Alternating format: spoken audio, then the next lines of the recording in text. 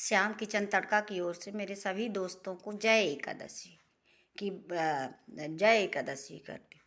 तो जैसा कि है माघ माह के शुक्ल पक्ष की जो एकादशी आती है वो जय एकादशी के नाम से जानी जाती है, भीष्म एकादशी के नाम से भी जानी जाती है। तो इसका कुछ इस प्रकार है, इस बार 2024 में 20 फरवरी को इसका व्रत रखा जाएगा, है ना, 20 फरवरी को। और 21 फरवरी को इसका पारण का टाइम रहेगा। क्या टाइम रहेगा? 7 बजे से 9:30 बजे तक इसका पारण का टाइम रहेगा। तो इस एकादशी का बड़ा ही महत्व है, बहुत ही है। तो इसकी कुछ कथा इस प्रकार है। एक बार धर्मराज युधिष्ठिर ने भगवान श्री कृष्ण से यह प्रश्न किया कि हे प्रभु, मैं तो बड़ा धर्म संकट में पड़ा हूँ, आप धर्म के बारे में हमको ज्ञान दीजिए। तो भगवान कृष्ण ने उनको लेके भीष्म पितामह के पास जाते हैं, जहाँ की भीष्म पितामह युद्ध भूमि में बाणों की सैया में लेटे हुए थे। तो वहाँ जाके खड़े हो जाते हैं। तो भीष्म पितामह जब भगवान कृष्ण को देखते हैं तो अपने अब वो तो लेटे हुए थे, कुछ हाथ जोड़ नहीं सकते, कुछ नहीं, अपने नज़रों से उनको प्रणाम करते हैं कि हे प्रभु, हमारा प्रणाम स्वीकार करें आप। तो फिर भगवान कृष्ण बोलते हैं भगवान कृष्ण बोलते हैं कि हे पितामह, आप इनको, अर्जुन को, इनके धर्म संकट से समाधान कीजिए, कुछ ये जानना चाहते हैं। तो पितामह बोलते हैं कि हे प्रभु, आप तो परमात्मा, आप तो ज्ञानी हो, आप सब कुछ हो, हम आपके सामने शून्य है, हमारा ज्ञान, हम कुछ नहीं है, हम इनको क्या धर्म का ज्ञान दें, आप ही दीजिए प्रभु इनको। पर उनके बहुत निवेदन करने पर भगवान श्री कृष्ण जी के निवेदन करने का, भगवान के निवेदन करने पर उन्होंने, वो तैयार हुई। और इधर भगवान कृष्ण भगवान धर्मराज युधिष्ठिर को संकेत करते हैं, इशारा करते हैं कि पूछो अपना प्रश्न, भाई तुम्हारा ऐसा क्या प्रश्न है, अपना दूर करो, अपना भ्रम दूर करो।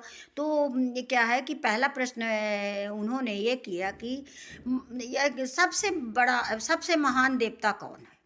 दूसरा प्रश्न किया कि सभी के लिए कौन से देवता की स्तुति करना उत्तम है।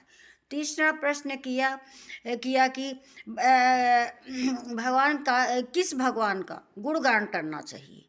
और फिर चौथा प्रश्न किया कि किसके स्तुति करने से मनुष्य को सुख शांति मिलती है।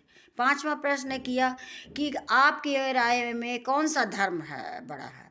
और छठवां प्रश्न किया कि किस देवता का जाप करने से मनुष्य सभी बंधनों से मुक्त हो जाता है और वो सभी से छूट जाता है, सुख संपत्ति शांति मिलती है।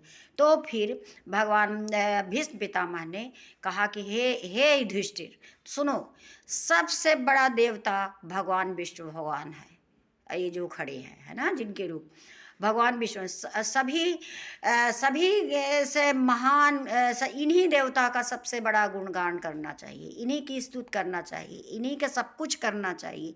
यही वही रणभूमि में किए कि जब यही जया एकादशी थी उस दिन, और उन्होंने भगवान ये विष्णु सहस्त्र का जाप भी पाठ भी बताया है। और ये भगवान विष्णु भगवान के 1000 नामों का भी उच्चारण किया है, और सब कुछ बताया है कि सब कुछ वही है, तुम उन्हीं के शरण में जाओ, उन्हीं देवता के, उन्हीं भगवान विष्णु भगवान के शरण में जाइए, और वही सब कुछ है। तो फिर धर्मराज युधिष्ठिर के शंकाओं का समाधान हुआ, और फिर वो सब कुछ जाने। इस चीज़ का, ये सब चीज़ों का ज्ञान जो है भगवान श्री कृष्ण ने सिर्फ अर्जुन को दिया था, किसी को नहीं दिया था।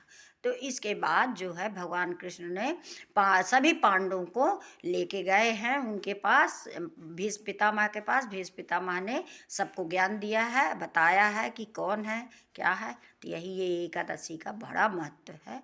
इसमें अच्छे से व्रत करना चाहिए, पूजा पाठ करना चाहिए, जितना अपने से श्रद्धा शक्ति क्षमता हो उतना अपने को करना चाहिए। यही मैं बताना चाह रही थी। बस इतना कह के मैं अपने वीडियो में विराम लेना चाहती हूँ। और जय जय एकादशी, जय जय एकादशी।